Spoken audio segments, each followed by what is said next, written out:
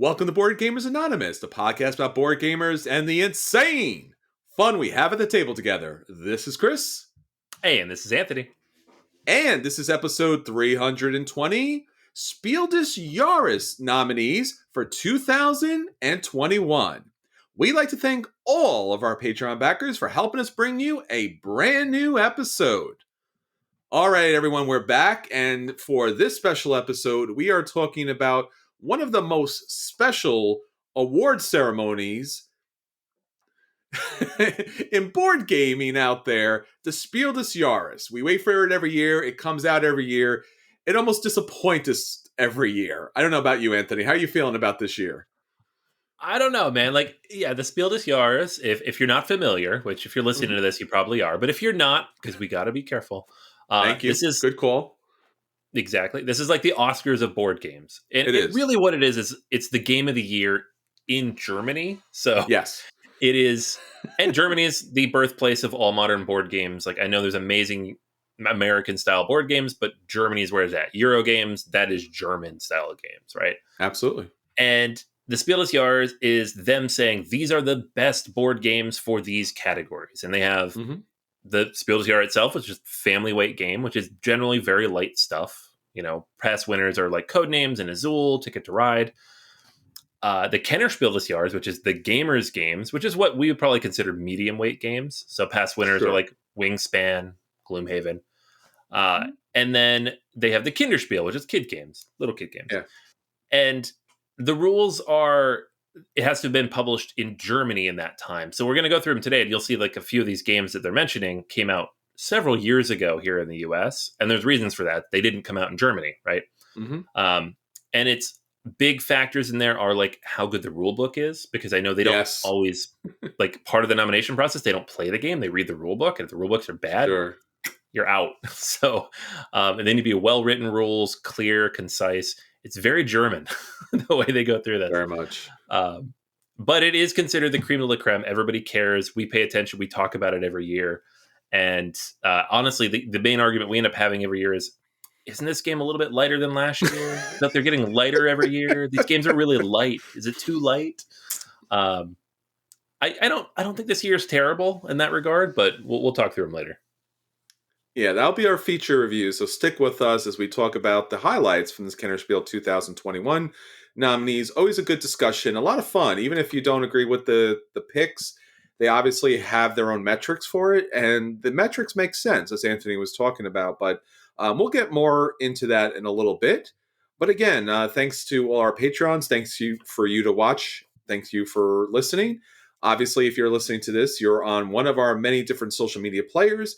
But obviously, whether it's a podcast or you're watching on YouTube, we would really appreciate if you would go to YouTube right now on your phone, online, and if you would just subscribe there. We're trying to hit 1,000 viewers on YouTube.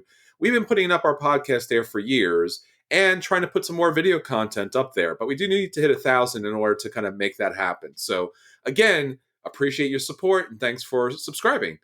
All right, Anthony, so that's what's going on with us. We should also mention that there is something going on with our very own partners, Tabletop Toys.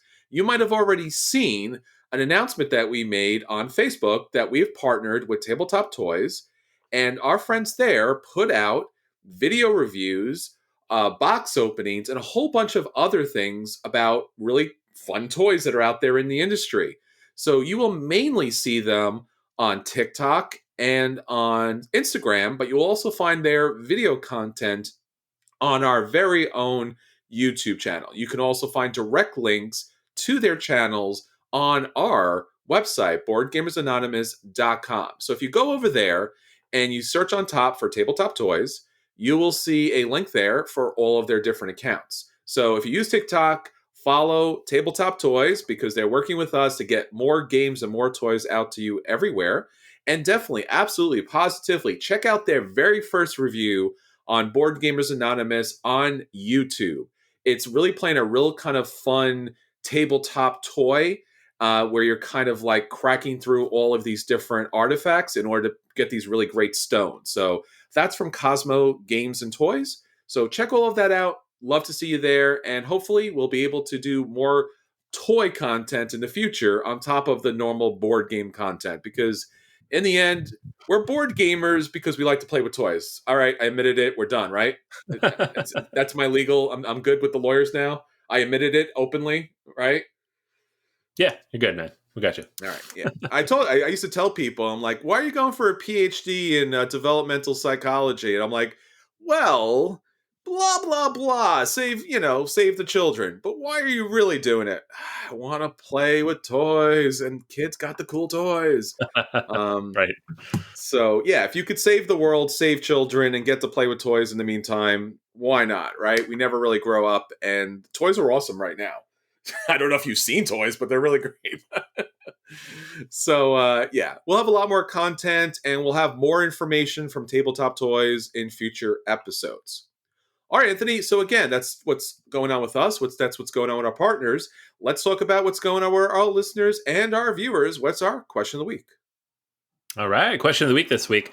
What's a game that, regardless of preferences of mechanics, every board gamer should play at least once in their life? So don't say, oh, I don't like worker placement, I don't like deck build or whatever. No, what games should everybody absolutely play at least once in their life?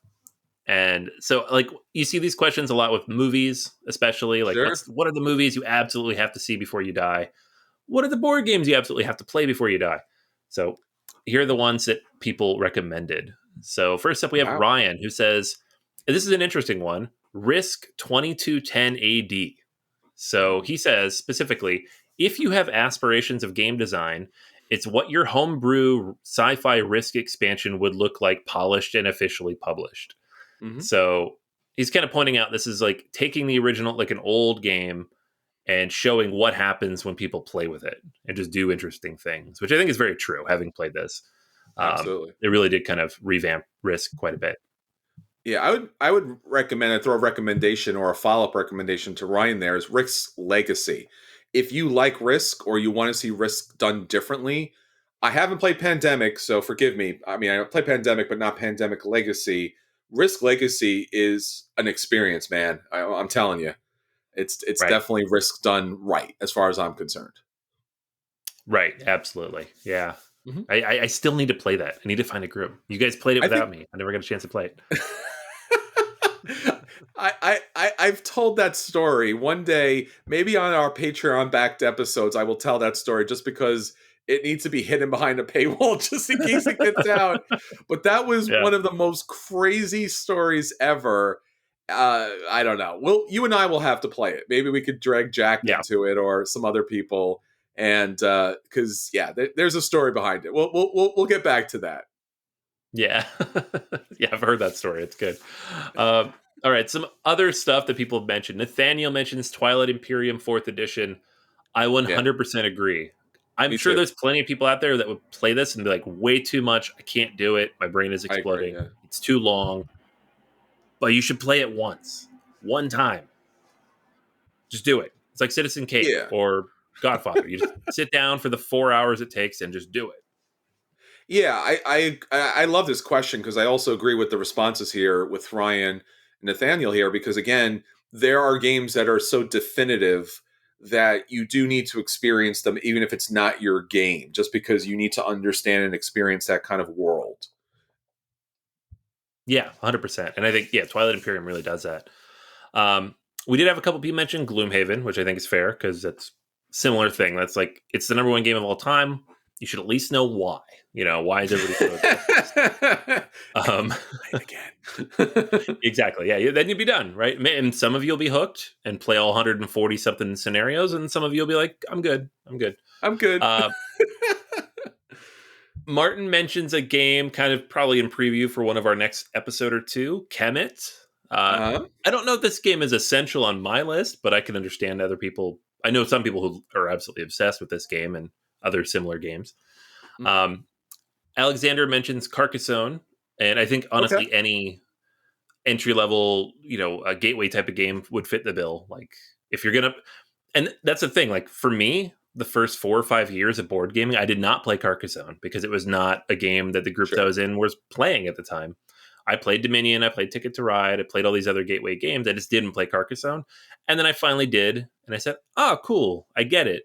I see where all these different things come from, and I haven't played it since because, again, you know, it's been done better. Victoria mentions Root. I agree with Root. I think Root is fantastic and is a game everybody should play at least once, because if you have never played a war game and you're really nervous about doing it, Root is probably the most accessible way to get into a war game of any kind, right? Except maybe like 2-player card type of things. Mm-hmm. So definitely recommend Root. It's pretty accessible. It's relatively easy to learn. There's a digital version of it. Definitely hit that up. Mm-hmm. And then a couple people mentioned it, and so I'm going to say it. I don't know if I would do it, but Agricola as like the essential farming worker placement game. Yeah. You know, it is the I would go with Caverna, but Agricola is probably more essential here. Like if you're going to play one, it should probably be this, right?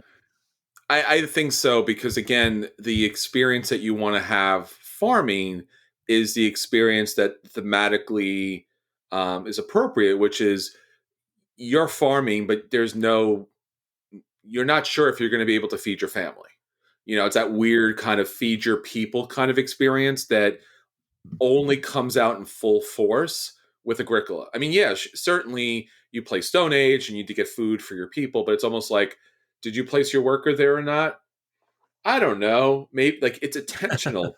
Right. But in Caverna, you really need the actions. The worker placement is cutthroat in that game. So if you can't harvest, or you can't plow, or you can't whatever it is that you need to do, or if you don't have the right cooking engine to be able to do that, then you can't feed your own family, and not to mention score points.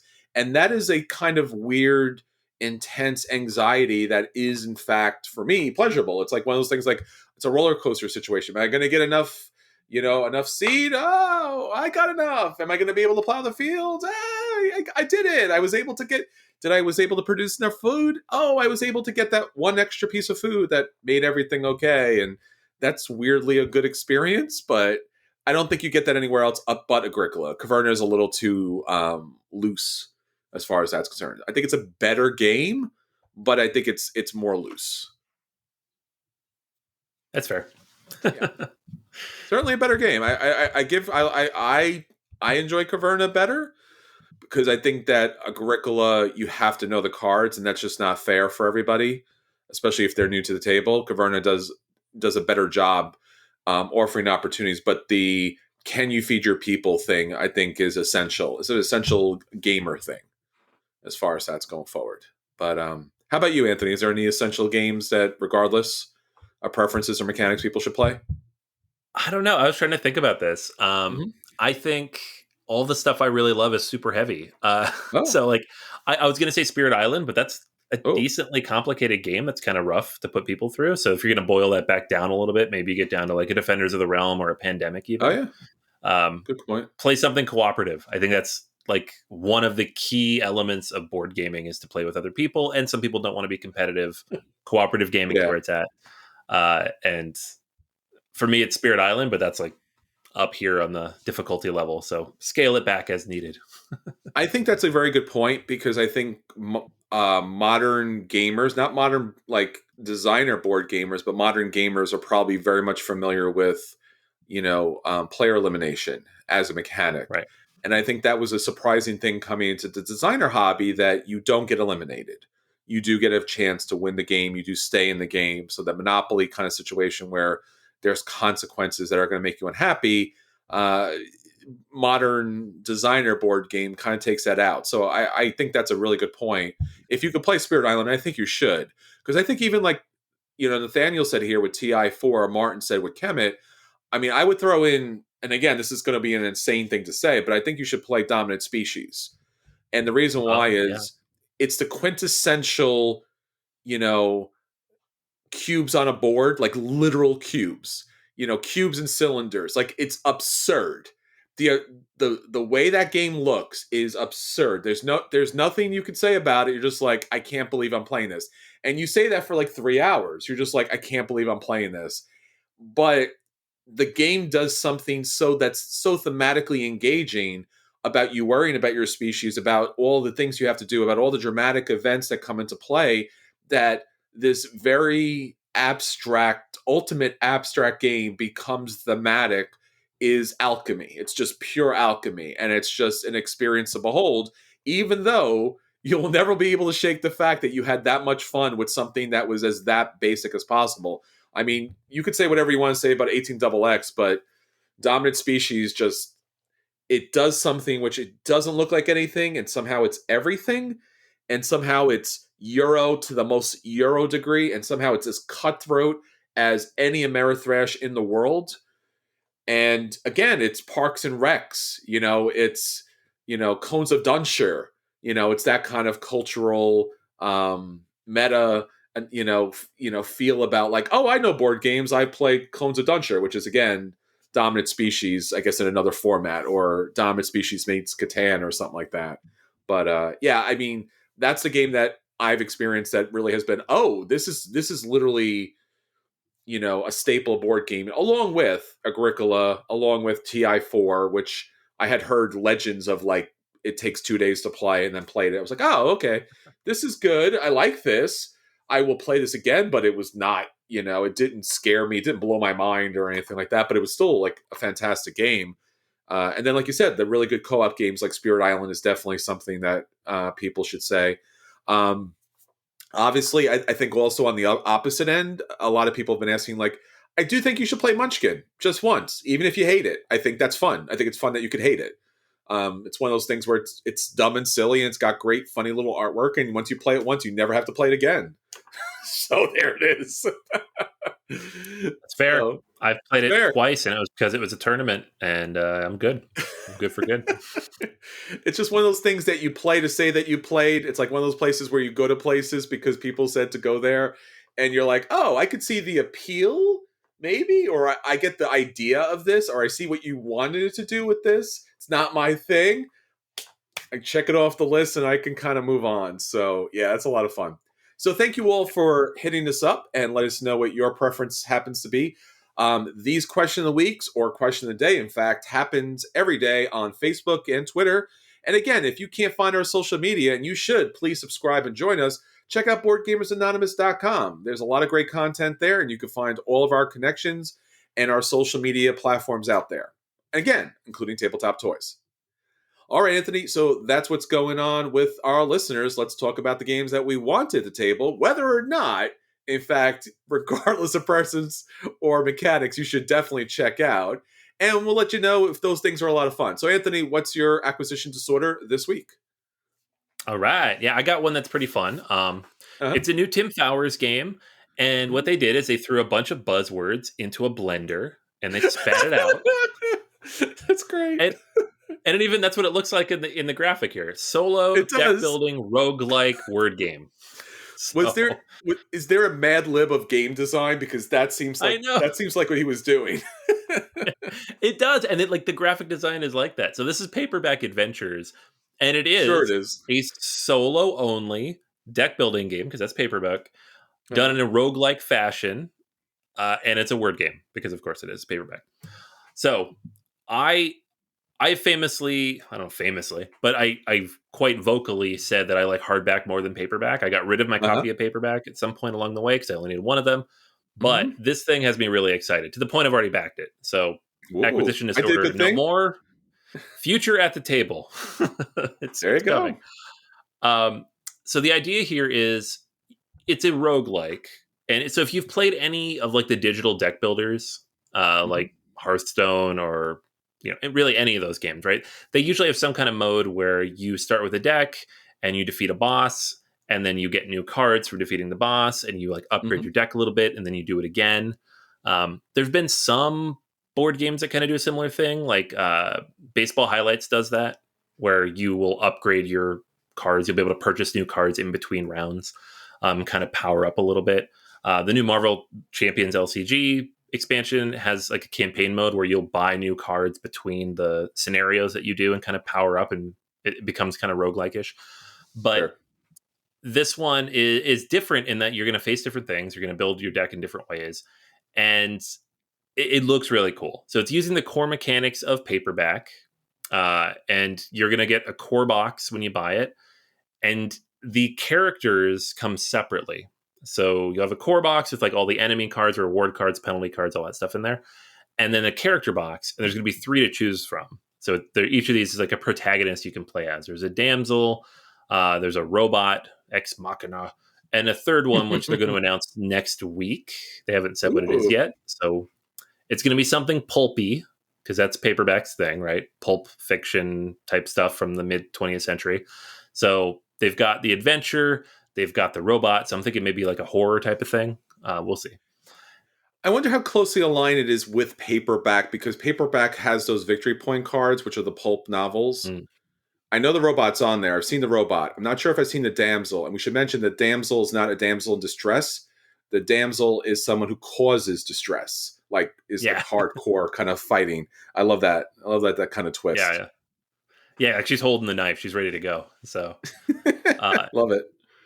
yeah, it's really cool. So the damsel they tell you what the differences is. So the damsel play style is more aggressive.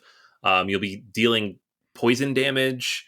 If Mhm. you use every letter in your hand, you deal a critical hits. You can do sneak attacks on enemies. So it's just kind of like a rogue, like if you're thinking about Oh RPG man.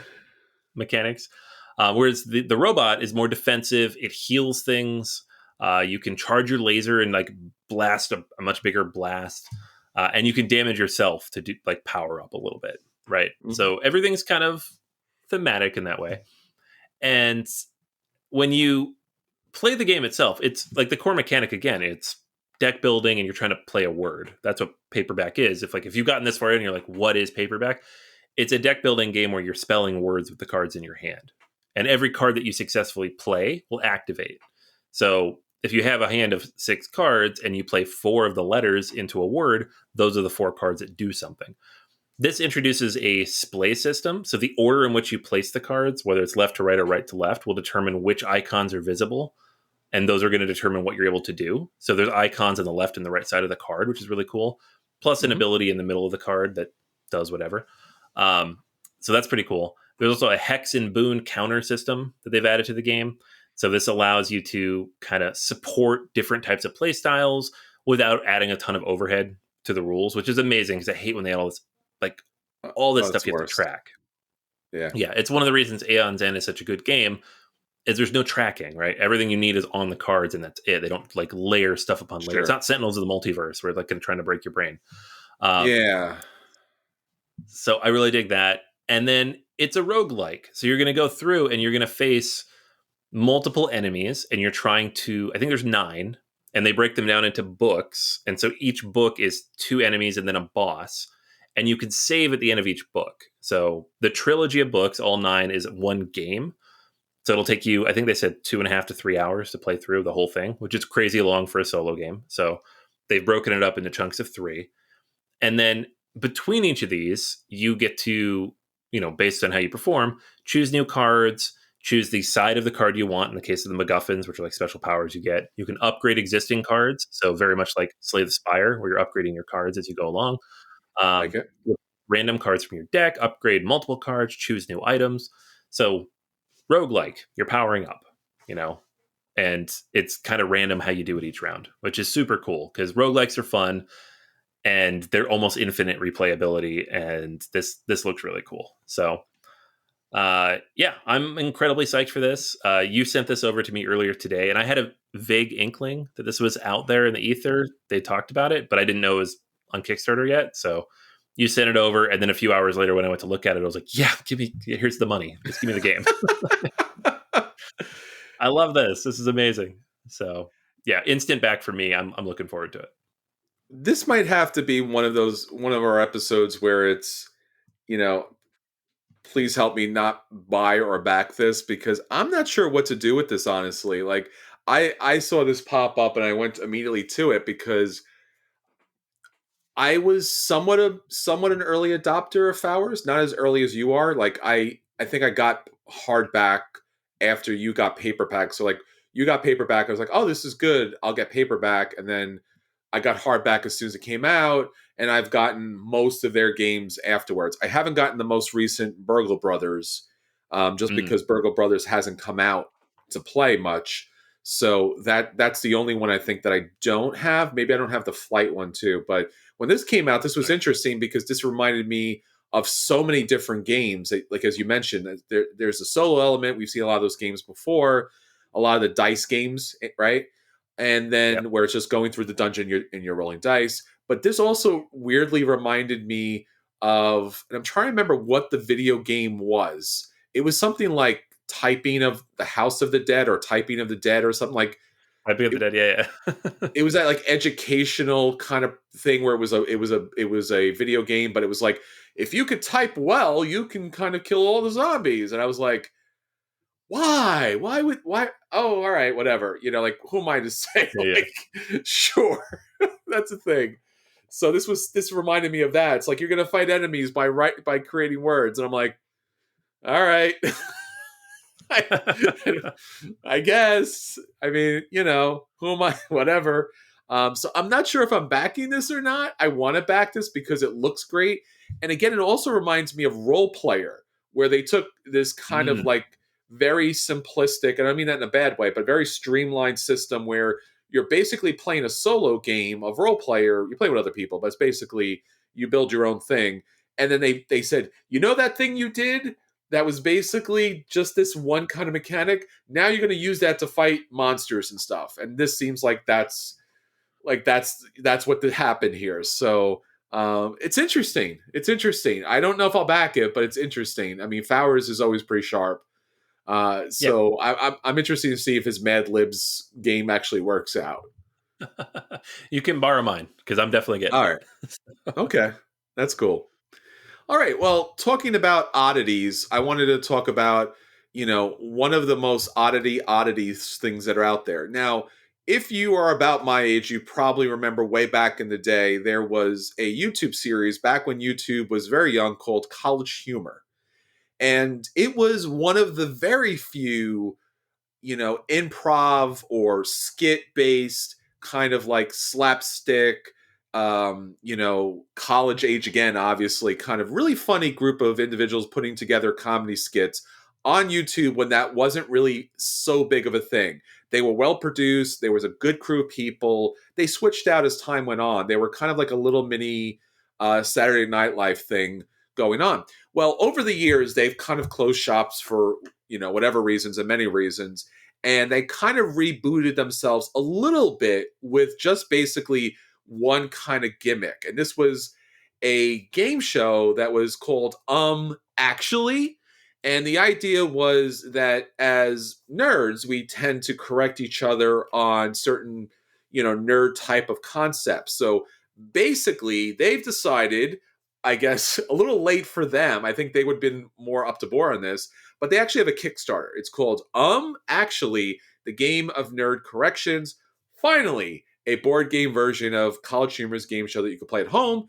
So this is funny because those people are generally funny and because the content is stuff that's very specific for the stuff that we as a community really like. It's all that kind of very nerdy kind of fun stuff that we really enjoy. Now, what exactly is a game and should you be backing this, right? That's obviously the big question here. So basically this comes down to nothing too much more than a trivia game. So basically, as you go through the game, there's a variety of topics that that we as nerds love, and they have a number of different things. So some are video game-ish, some are sci-fi, some are fantasy, some are cartoons, comics, basically all the things that we think about when we think about that stuff. There's also in the deluxe edition, you can get anime, you can 80s and 90s stuff. There's horror in there. And there's also additional content for like College Humor and what they call Dimension 20. There's other stuff like that. So basically, someone's reading the question and there is something wrong. There's a highlighted section that is completely incorrect. So it could be something sci-fi or comic-based ish. And then the contestants are supposed to correct them. And just like Jeopardy, instead of say like what is or who is, you're supposed to say, actually, it's this. So a lot of this is very, very specific kind of stuff where you may not get this right. There's some other stuff where it's just listing things and basically it's a lot of questions and a lot of whiteboards that you're going to be running on. And it's just a party game. It's just another kind of generic party game. But in this time, it is very specific to the kind of content that you and I might be really into. So this is currently on Kickstarter. So if you're looking for a game, a trivia game that is specifically for the stuff that generally nerds and people who like this kind of humor are interested in, the deluxe edition goes for about $54, a little expensive for a kind of a trivia game that you could probably pick up at Target. But nonetheless, it still is something that's fun. It's still that's something that you could get to the table for the people at game night because you could play something light. If you want the general edition, it's $40.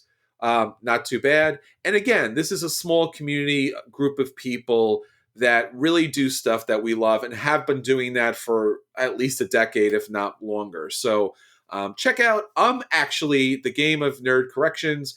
Might be something that you want to pick up so you can play a game night. Wow. Wait. I love how they're monetizing like the most annoying part of nerd culture. They are. That's fun. Did you back for one of the props from the show for I did 500 not. I Canadian did see dollars? that. See, the thing was, they started the show. College Humor was on its last legs, and they started the show, which makes kind of sense that they would do this. And then they put this behind a paywall. And when they did that, I lost all contact with it. Not purposely, I just lost all contact with it. And then this game popped up. I'm like, oh, cool. They need money for things, which obviously they should because they started producing content before Patreon and everything else that actually paid producers on YouTube, to make money was a thing. So, again, like you said, it's one of those kind of concepts that works for you, doesn't work for you. Is the content you like, isn't. It's a party game. That's what it is. Sure. All right. So those are the games that we are thinking about. Hopefully those are the games that you'll be backing or picking up at some point or sitting at the tables at some point to play. Anthony, let's talk about the games that actually did hit the table this week, and we'll let everyone know if those games are a buy and they should run out and pick those games up. If those games are a dodge and they should avoid them at all costs, or if those games are the dreaded burn. And you shouldn't burn games because it's bad for the environment. You should just sell them or throw them in the garbage. So what do you have up this week? All right. Yeah, I got the new Stonemaier game to the table a few times. Okay. Red Rising. So Ooh. this is designed by Alexander Schmidt and Jamie Stegmaier, and it's I've heard based Jamie on. Stegmaier. How's he doing? Have you? He's doing fine. He's doing fine. He's got a lot of games people are talking about.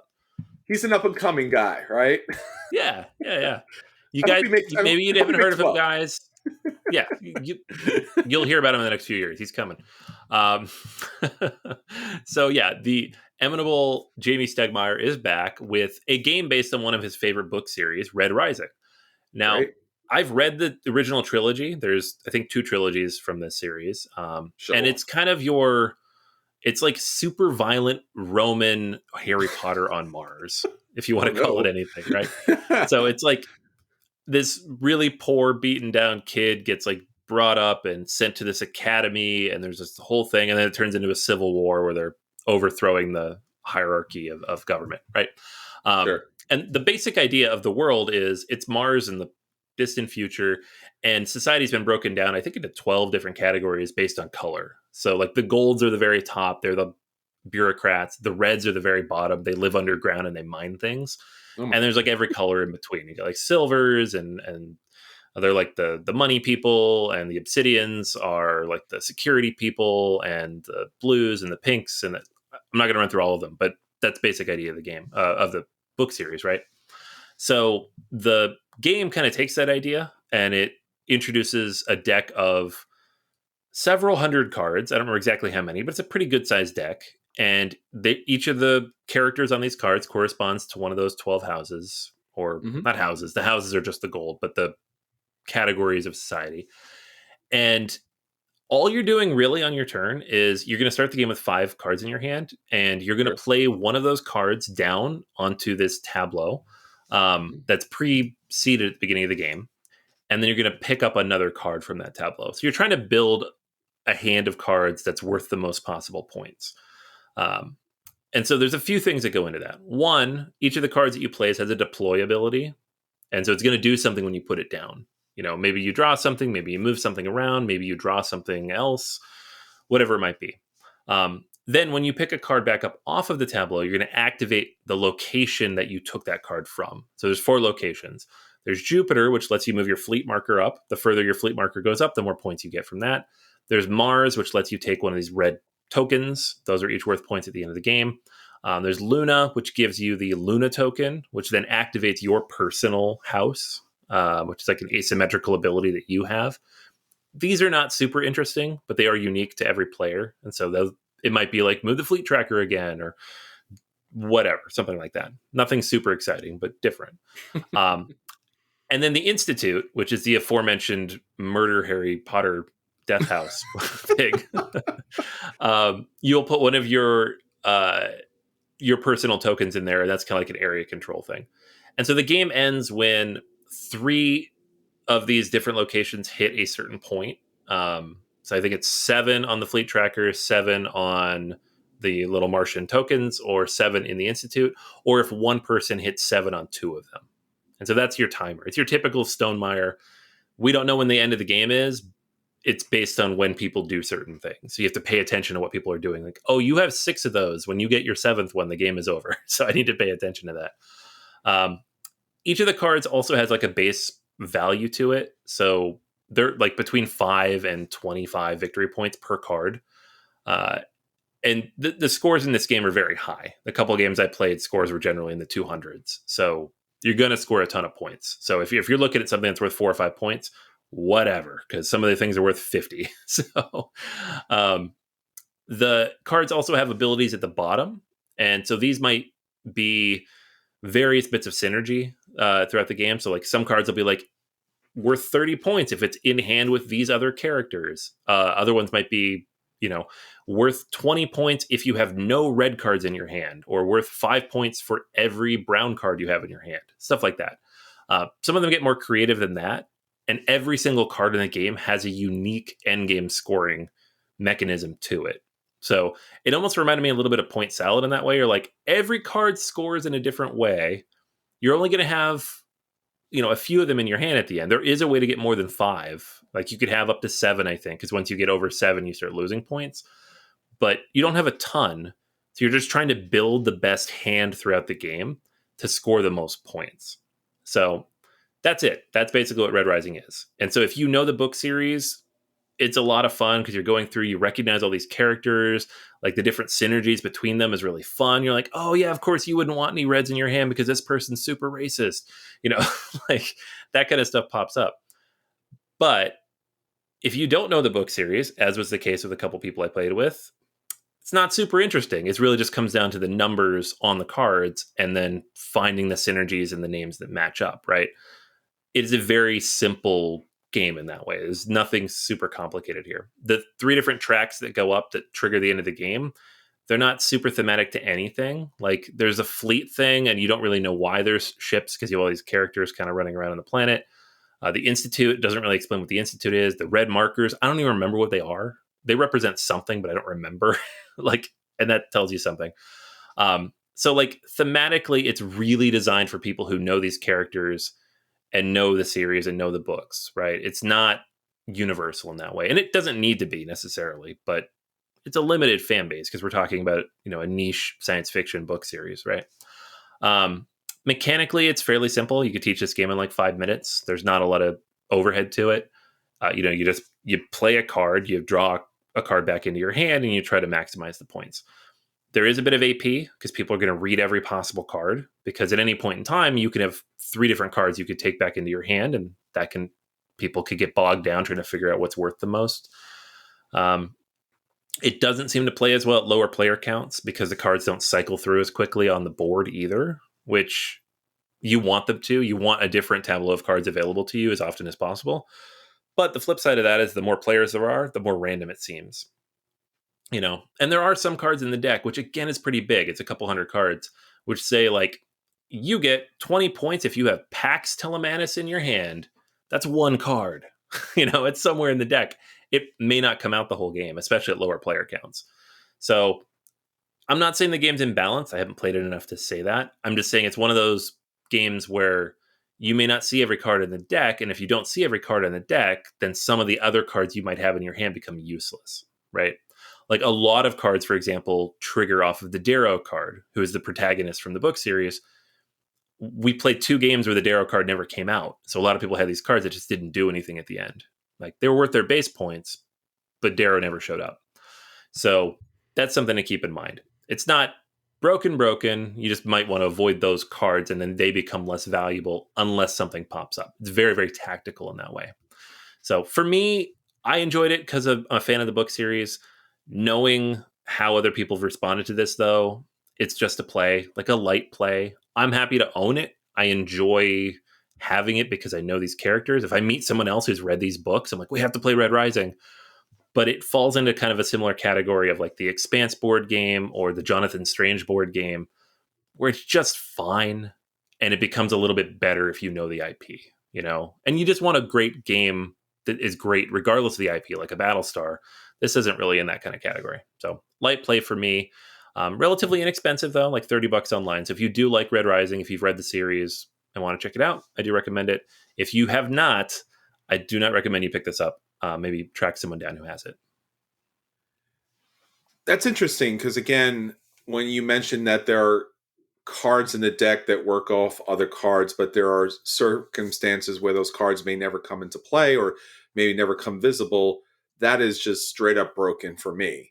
But as you said, as long as you know that going into the game, it's somewhat understandable because, again, maybe it's thematic.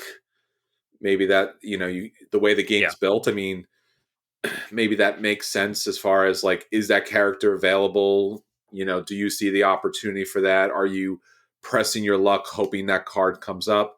But I would be annoyed by that. I would really be annoyed that I had this card and I needed another card. Because a lot of games do that. This is not the only game that just does this. There's a lot of games that have like card sets that only benefit or have bonuses if you have another card. I could think of a dozen, if not 2 dozen. They're actually flooding my brain right now. There's so many of them, and they annoy the heck out of me because how can I tell if that card's going to come out? Why am I pressing my luck in that kind of case if pressing your luck isn't thematically true to the game? As you mentioned, like if this is really such a wonderful series, I would have liked to see a better game made, but I guess I'm glad a game was made for it, and it's fairly okay. And then there's a need for that. Yeah, for sure. I'm just happy that people are making games that have like little known IPs. Yeah. And it's a very popular book series. It's a New York Times bestseller, but yeah, nobody I put this in front of knows the book series. So it's not like everybody's read it. And I should clarify a little bit, like I'm making the Darrow reference. Almost every card that says you need a specific character has some other alternative, right? There's like a couple cards that'll say like one of these 3 characters. So really there's like 3 cards in the deck maybe. Or like Pax, for example, the Pax card I mentioned, it's like you must have Mustang or another Obsidian card. Sure. But the way those end up working together, like those specific ones that want characters to match up like that are almost always worth less points than if you just pick up one that says get 5 points for every copper or something like that. Like the synergies don't work the same.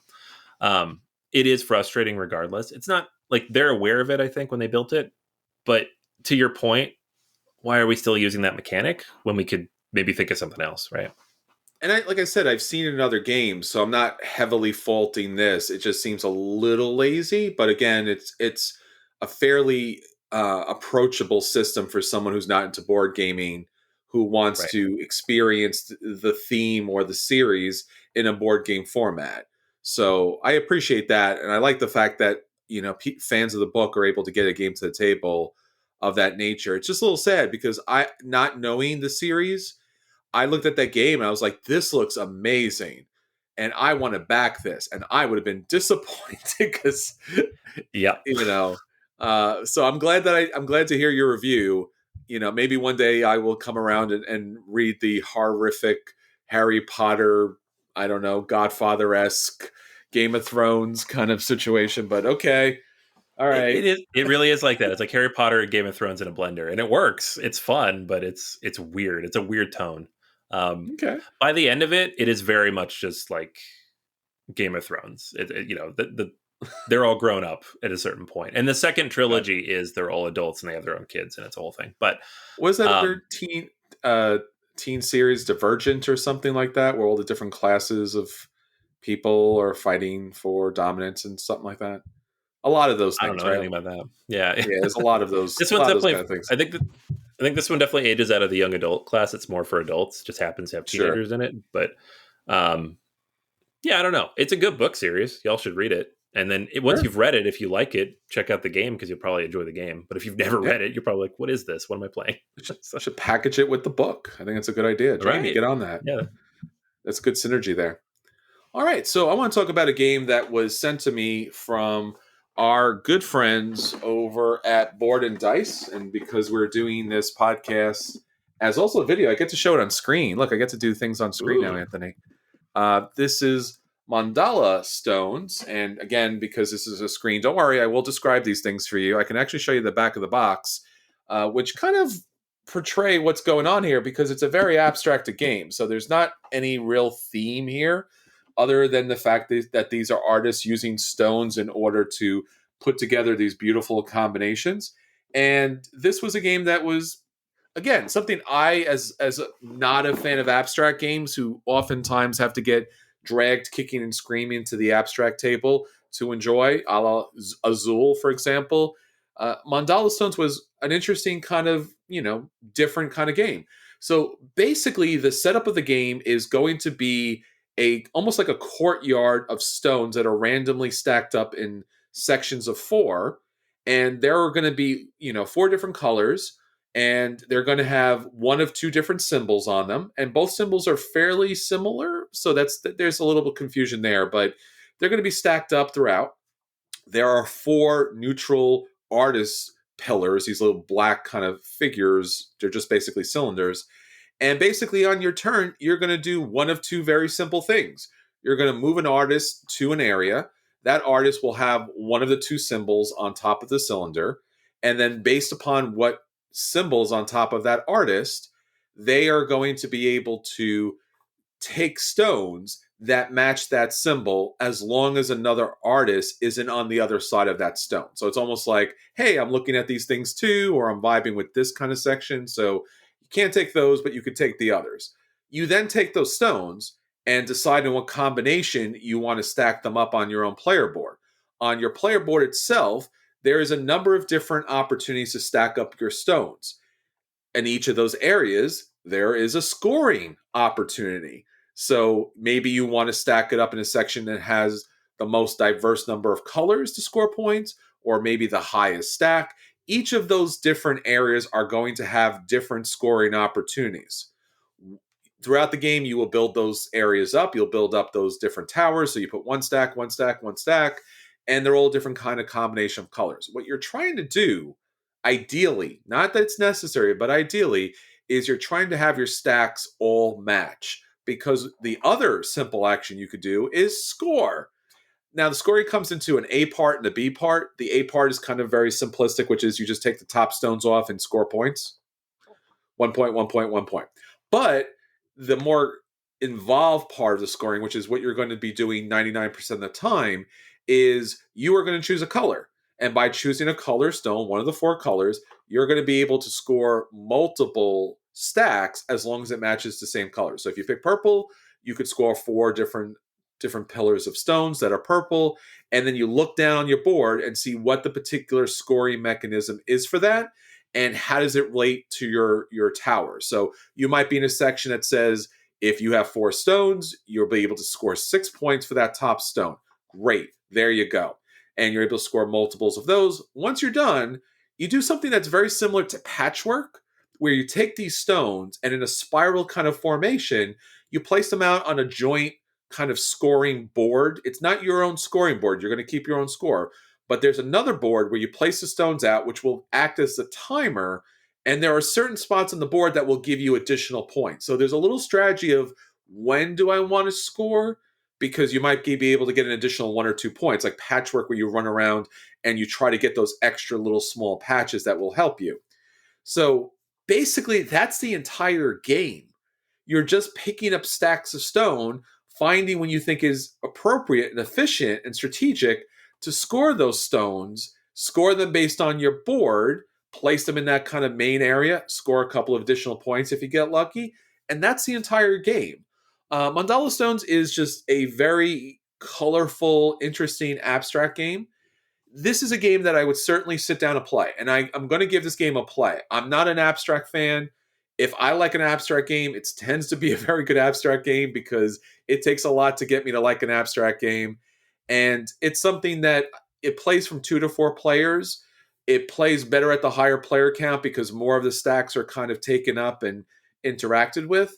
So it's just something more that you want to take a look at if you do have the higher player count. Plays great at 2, but 4 is probably going to be your better player number, and that's Mandala Stones. All right. Yeah, I have a copy of this here too. I have not had a chance to play it, but I do like abstract games, and I am excited to play it. I like the look of it. It's pretty, and everything you describe sounds cool. So I will probably get this at the table in the next couple of weeks myself. Yeah, I'll just warn you one thing about the game. Big box, very few components. So that will be a thing where it shifts into one edge and you're like, but why? So that's the only downside about the game. It doesn't reach a buy level just because I think for the price versus what you're getting in the game, your mileage may vary. This might be like, oh, I love abstract games. So I'll be interesting to hear your review, Anthony, as from someone who loves abstract games. That is this worth the buy? Does this meet like the kind of Azul criteria of paying this money for this kind of game? But I did like it. Right. So again, I would sit down and play it. So definitely check it out. All right, so that's everything that's going on with us and games that are hitting our table. Again, thanks to everyone who supports us on patreon.com. By your support, Anthony and I are not only able to get these podcasts, get these videos out there to the public, but hopefully spread board gaming. So please share the podcast. It's the best thing you can do for us and especially for the board game community. All right, let's get on to our feature review. So our feature review this week, of course, as we promoted at the very beginning, we are talking about the Spiel des Jahres nominees for 2021. We talk about it every year. It's, as Anthony said, the Oscars of board gaming, some of the most definitive awards out there. I think probably the most definitive award out there. I mean, we always give awards out for great games, but there's something about the Spiel des Jahres that's special and really brings a lot of attention to board gaming. So with that said, I'm going to let Anthony kind of introduce the categories and our nominees, and let's see if they meet the muster. Yeah, it's an interesting list this year. I feel like the last few years we've had a lot of okay responses to the Spiel nominees. I was pleasantly surprised this morning. I was like, okay. I there are games in here that I'm interested in. Yes. So we will start off with the Kinderspiel because that is the one that they will announce the winner of first. This is the game. This is children's games.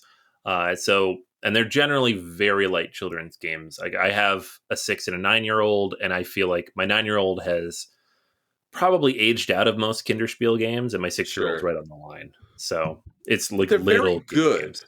Right? Isn't that the only thing we take away? They're very good. They're amazing. Yeah, like I've played, I think every Kinderspiel winner for the last 3 or 4 years I've picked up and the kids have enjoyed. It's just, I know like at least one of the nominees here we've played and they're like, okay, like they're starting to age out of it a little bit.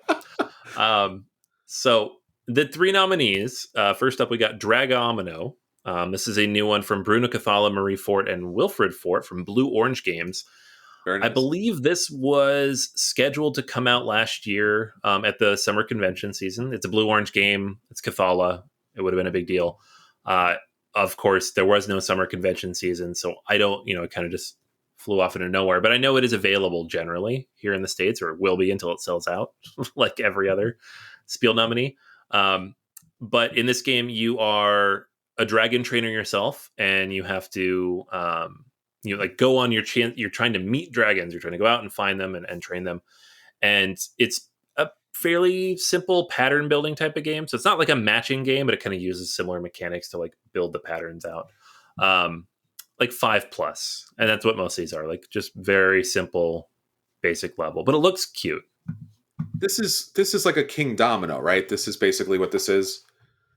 Kind of. Kids version of that? Kids version? A kid's version of King Domino is probably a good way to put that, yeah. Yeah. Okay. Now I love dragons, and I really like King Domino. So yeah, I play this with a kid. Yeah, no, I would too if my kids are interested. Sure. The second one on the list here is Mia London in the Case of the 625 Scoundrels. Okay. Uh, That's very I specific. have this one. It is very specific. I have this one. I picked it up last year sometime, and it's Antoine Bauza and Corentin Lebrat. And basically, it's a deduction game. So you're going to have these different types of cards that represent like different types of mustaches and different types of um, like glasses and hats and everything. There's like four different types of things, and then you have this big book that you flip around. It's like cut into four pieces, and one person's trying to base. It's like a memory game based on which things are available. The kids can look at and see which items come up and which ones don't come up, and they're trying to guess what the accessories are that are on that. It's really just a monster. I don't like it's supposed to be what you're catching. Like you're going on this case to solve this case, but it's just like this weird looking gooey green pink monster. And it's cute and it's a lot of fun. But I will say, my daughter, who was 5 at the time, she got it on the second try and then got it Oh the next no. 2 tries. Oh So no. I don't I don't think it's particularly difficult, but Yeah. it was fun and she did enjoy it. So Okay. it's a weight of 1. The community says 4 to 8. I think that's right. I think eight's probably a little high, maybe 4 to Sure. 6, 4 to 7. So definitely like on the lighter end. Yeah, this is another one of those games that's just the Spiel Jahres does such a great job here as far as picking out quality games for kids. And again, in the U.S., sometimes or more times than not, you see a lot of junk games. The production here is outstanding. The artwork here is Yeah. outstanding. It's a lot of fun. Like this is one of those things where, yeah, I think that clearly they made this as bottom barrel, easy, simple as possible. It's just one of those things that maybe is good for a gift, or just like you have in the house, just like look through it and laugh and just put it away again, I guess. It's like, I think if you that's have like interesting. yeah, Yeah. no, man. I think if you have like a 3 or 4 year old, it'd be perfect. You could probably get a couple years out of it. I just think my kids are at Okay. the upper end of the range. And it doesn't make it a bad game. It just makes it. I don't think it's a 4 to 8. I think it's like a 4 to 6. No. It's a really cute game. People should certainly check it out. Right. Yeah. No, I definitely could recommend it. We enjoyed it. It was fun. Yep. I'm glad I picked it up. The third Kinderspiel nominee is from Marie Fort and Wilfred Hmm. Fort. Again, they also were designing with Dragomino, with Cathala, and that's Storytellers. This is a storytelling game, and I don't know a ton about it, but it's got these beautiful little cards with various types of animals on them. So characters can take on various roles. It could be a knight or a witch or a ninja, which kids always love. And then you're kind of working through this story and using your imagination to think up different things based on the characters that come out.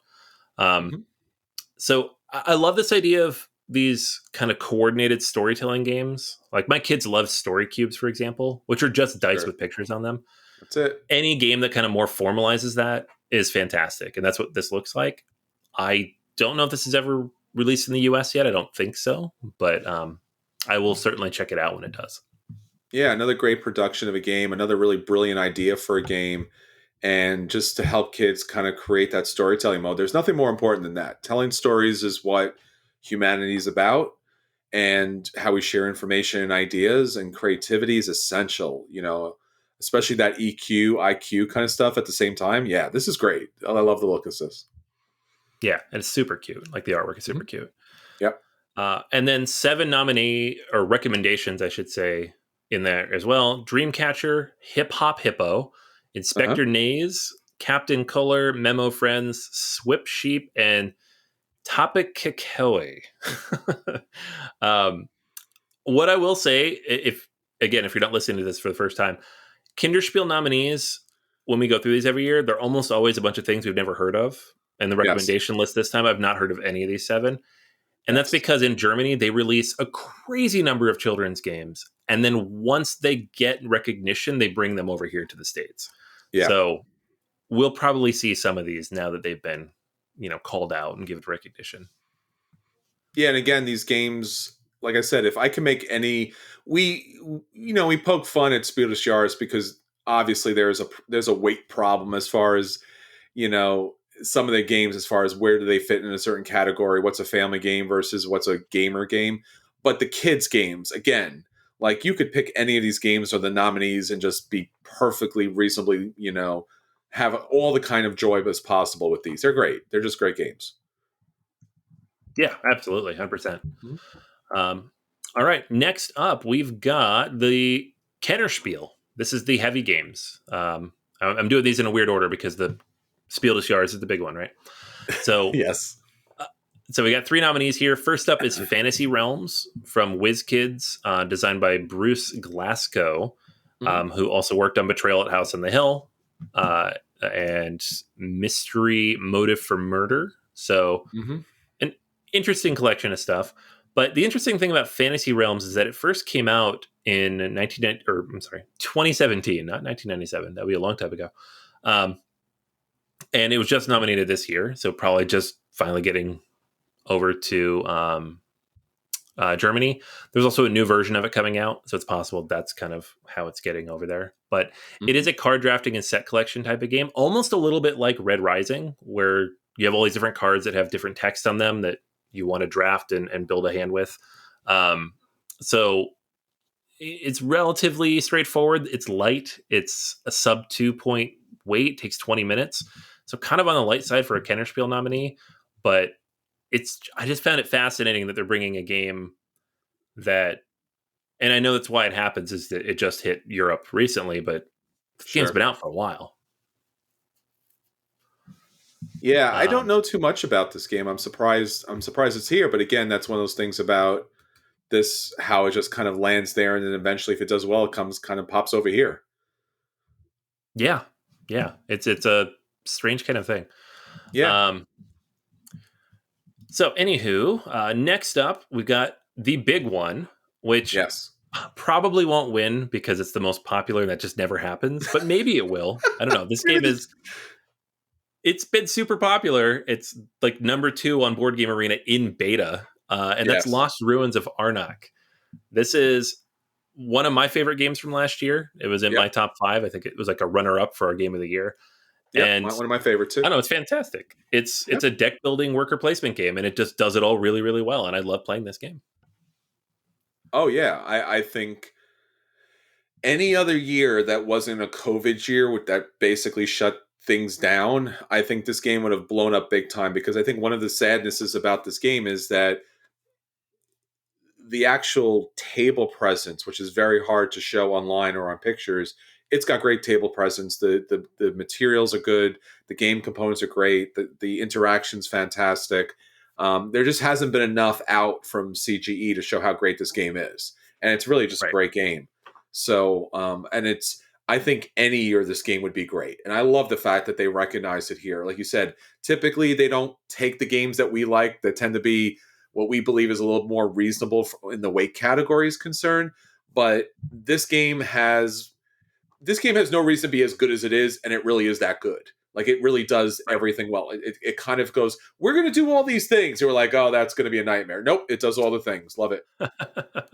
Yeah, it's awesome. And they're working Yeah, on more content for it too, which is exciting. Like they're working on a exciting. solo campaign right now, and they're working on an expansion already. So yeah, No, love this it. game's There's awesome. nothing. This for me at least, and I don't want to get into all the nominees, but if you play a game from any of these, this should be the game. Yeah, 100%. Mm-hmm. Yeah. The last of the Kennerspiel nominees is Paleo. This is a cooperative game set in the Stone Age with beautiful artwork. You've probably seen the cover with the mammoth and kind of the art exploding out from his feet. And the goal of the game is, and there's multiple missions in it, but the main goal is you're trying to paint a woolly mammoth on the wall so that humans in the future can know that you existed. You're communicating with the future. And it has different mechanics like deck building, memory, scenario, cooperative type stuff. So you're not hunting the mammoth, which is cool because that's kind of what you think first off when you see the cover. It's about recognize. I mean, obviously they were hunting the mammoths, but in this case, you're not necessarily. And it's cooperative, but cleverly so, and not overly. It's not super light. You know, it's in the kind of in the Sure. middle. It's not like you look at the game, you see the relatively simple artwork, you see the simple looking cards, and you're like, oh, it seems like a light enough game. It's kind of in the middle, so I'm happy to see this one on here because it's one of those co-op games where I was pleasantly surprised.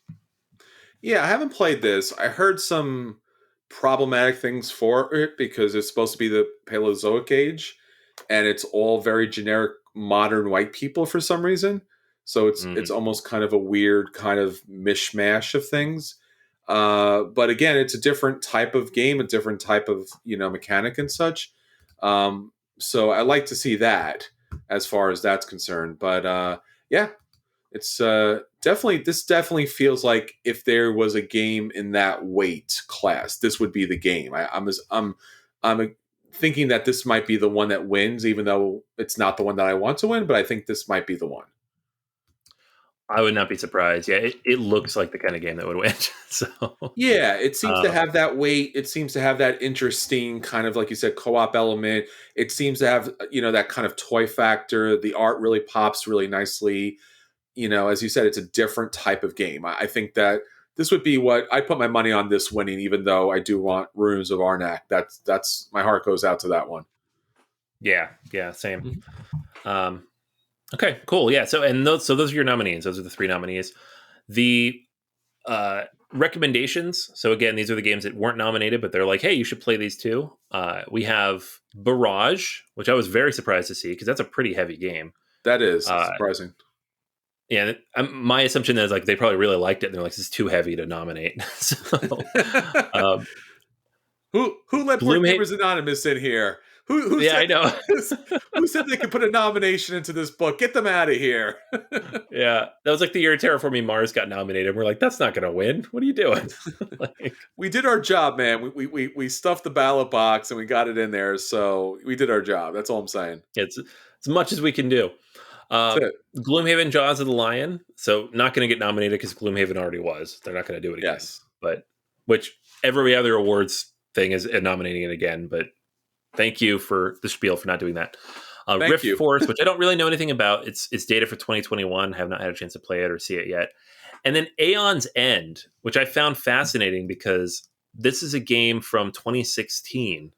Mm-hmm. And I don't know if there's a specific version of this because they release new content for this game about once a year, or if it's just because it just now hit Germany this year. But it's really good. It's a great deck building game. Like I said, no tracking, pretty straightforward, nice puzzle. But yeah, that's a much older game kind of hitting the Kinderspiel recommendation list. So what happened? It got lost in the mail? Is that what we're saying? Is that what we're sticking Probably, to? yeah. Like, what is this new game? Like, it's not a new game, guys. No, we've never seen it before. Hey, it's new to me. We're gonna count it. So Yep. mm-hmm. All right, so let's dive into the Spiel nominees, the big one. Here it is. Spiel des Jahres. Mm-hmm. First up, The Adventures of Robin Hood. This is from Cosmos, designed by Michael Menzel. It is the sequel / follow-up / spiritual successor to Legends of Andor, which is one of my favorite all-time adventure games from Michael Menzel, who is a well-known artist, but also a designer of just these 2 games. So Yes. like, he's done all the Andor stuff, of which there's a lot, and then now Adventures of Robin Hood, which I'm eagerly awaiting. Have not gotten a chance to play it yet because it has not come in yet in the States, but I have it coming. I'm very much looking forward to it. It's one of my most anticipated games of the year. And now that it's nominated here, I'm even more excited because I know that people in Germany have played it and they must love it. So psyched for that to come in. Next on the list, we got Micro Macro Crime City. We talked about this when we were going through the Board Game Geek Awards because it got a lot of nominations and some awards there. Mm-hmm. Kind of with the Where's Waldo gamified, right? Exactly. Yeah. I mean, Robin Hood is, like you said, Anthony, there was nothing really more to add to that other than everything about Michael Menzel. Unfortunately, it's been held up in Europe, so we haven't been able to get a copy and get it to the table. The micro macro game is a little obviously straightforward.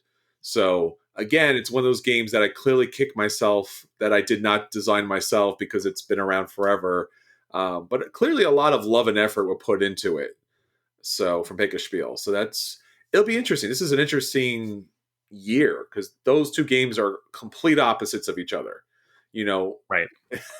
And then the third, which is even weirder, Zombie Teens Evolution. So this is a sequel to Zombie Kids Evolution, which is the number 1 children's game on Board Game Geek.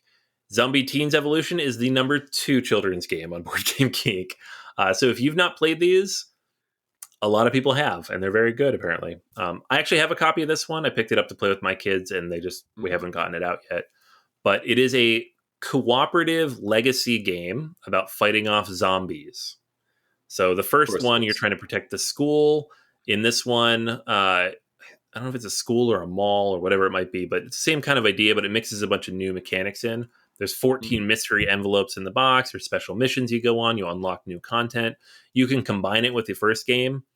And so it's like a 1.3 weight game, but it's using all the mechanics from much heavier, longer games to build it out. And I'm Sure. fascinated by it. I really want to play it. I want my kids to be excited for it. So um, I will probably get it to the table now. Like I'll force it in there a little bit, Yeah. and they'll probably enjoy it. But just because it is nominated, and I want to see what we're getting into. But I was a little surprised it's not nominated on the children's side because it is such a lightweight game, and the community is saying 6+, so it is for kids. Yeah. But here it is as a Spiel nominee. So And the Spiel nominees have always been like that's really cool kind of games. Like this is right, something very different, something interesting. And the game is, I mean, I have not played it, but I would definitely be down to play that game because the production's better than most games. I mean, right, it's really great. If it wasn't for the kind of recycled zombie mechanic or zombie theming, I yeah, I would be completely, down and amazed by it. But yeah, three really radically different games from each other. You know, we always used to joke about the Origin Awards where they like, it's the best family party solo adult game. It's like, why? No, stop. No, no, no, no. And that's what this looks like. It's literally like, here's a kids game that's super overproduced.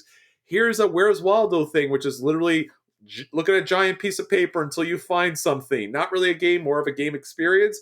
And here's a straight up game, like fundamentally solid down the middle of the road kind of thing that you know and love. So I don't know. I mean, I don't know. I don't know. What do you think? We have a winner here? I don't know. Like I know they like Menzel. I know Legends of Andor was nominated before. I believe it won the Spiel des Jahres. It won the Kinderspiel actually. So it didn't Sure. win the main award. It won the heavier award in 2013. So I would not be surprised if they give it to Menzel because they're like, oh, it's a slightly lighter game. It's using a storybook format. We'll go with it. Sure. But Micro Macro has been really buzzy everywhere. Yeah. So I think it's one of those two. I'd be super shocked to see Zombie Teens pick it up, but it would be kind of cool because it's such a weird, out of left field kind of game. It should be Robin Hood, so therefore it's going to be Micro Macro. Yep. That's my 1,000%. Yes. that's if you never bet with your heart when it comes to Micro Macro. I mean, you just go along with the idea of just like should be this, it's going to be that. And no offense to Micro Macro. I mean, my God, what a brilliant idea, and really what great artwork, and what a way to put a theme on that. But it's just I don't know. Like I would love for them to have more categories. There really needs to be a heavy game. I say this every year. It's the same thing every year. Oh Yeah. no. Have a heavier category and have an innovative game category because Micro Macro should win that easy. Yeah. It's weird that it's here. It's not bad that it's here. I mean, God will, if it wins Spiel des Jahres, it's going to blow up. But I Right. mean, it should be Robin Hood. I'm sorry. It just really should be. And I can't, I don't. Yeah. We do the nominations because we can't live with the actual winners most years. I mean, last year wasn't bad, but yeah, it's a thing. Yeah. No, it's always a challenge, but we'll see. I mean, we haven't played any of these, so we're talking about this like we have a horse in the race, but I've No played horse none in of the these race. games. Yep. I'm like, I don't know. Maybe I'll play Zombie Teens this weekend with my kids and be like, this has to win. Like, who knows? like, I uh, think generally the idea is that the horse in the race that we have is should Spiel des Jahres actually should their award nominees be a thing? And yeah, this year I think they definitely should be a thing. I think it certainly was engaging and interesting and substantial. Their Kinderspiel is always amazing. Kennerspiel is always painful, but Runes of Arnak, just that it's there, I give yeah, you yeah. like again. I've lost the will to believe that you're going to vote for the games that I want, and I understand that because you have your real categories and you are from the motherland, so you know what you need to do. but could you give it to Ruins of Arnak? Could you give it to Robin Hood? I'm just saying. Just help a brother out. It's Yeah. been a tough year. That's all I'm saying. Yeah. Any of the kids' good games are fine. I mean, maybe King Domino has already been there, so maybe we don't have to give it to Dragon Domino. But beyond that, I'm fine. I'm fine. It's good. It's all good. Mia Yep. London or Storytellers, those are both great games. Either one's fine. Yep. Just saying. Please do it. I did want to point out too a couple games so the Spiel des Jahres group 2 also had some recommendations. BIS 20, haven't played it. I think it's only in Germany. Chakra, which we have played and we did on BGA Live. We and did. Really enjoyed. That's a good like that one. a lot. That's another abstract game that I actually surprisingly liked. Yeah. So I would have loved to see that nominated actually. Point Salad. Point Salad's a blast. It's very simple, but I really enjoy it, and it's just vegetables, and that's fun, right? That's a lot of fun. Like the game. Own a copy myself. Yep. Switch and Signal and the Key Sabotage at Lucky Llama Land. Don't know anything about the Key Sabotage at Lucky Llama Land, but I wanted to say it because that's a fantastic title. Switch and Signal is a train game, a cooperative train game. That's cool. Like train games don't win anything, so that's cool just that it's in there. Not until they make an 18XX for kids, and then that somehow will win. Oh my God. You know? Yeah. I mean, this one is designed by one of the designers who worked on Undaunted Normandy, War Chest, Castle. He makes big, heavy games, and he's like, here's a lighter train game. And people are like, yeah, woo, Spiel. That's great. Well, again, congratulations to all the nominees. Again, beautiful, wonderful games. Well worth it, well deserved. We hope that you all win, regardless of our own particular weight class that we tend to pull for. But again, another great year from Spiel des Jahres. We look forward to the results. We will follow back up with you and let you know which games win. But if you're interested in any of these games, especially the ones that are nominated for the actual award, you might want to look into picking them up now, because if they win, they're going to disappear from the shelves right away. Yeah, they're going to start disappearing now. So, if you're listening to this right now and you see it in stock, buy it, because you're not going to find it. Arnak's already been impossible to find. Yeah, and any of these nominees are good, so don't even worry. Just buy all of them, and you'll be fine. So. Yeah, pretty much. All right, so that's everything for this week. Until next time, this is Chris. And this is Anthony. And we'll save you all. See you at the table. Take care, friends. Bye.